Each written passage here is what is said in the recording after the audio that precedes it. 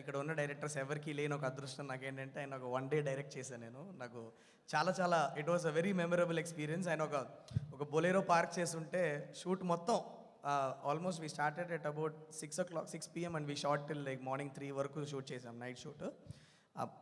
Bolero bonnet మీద కూర్చున్నారు, అక్కడే కూర్చొని and every time like any number of takes we are telling him and I felt very surreal for me to be directing you that day.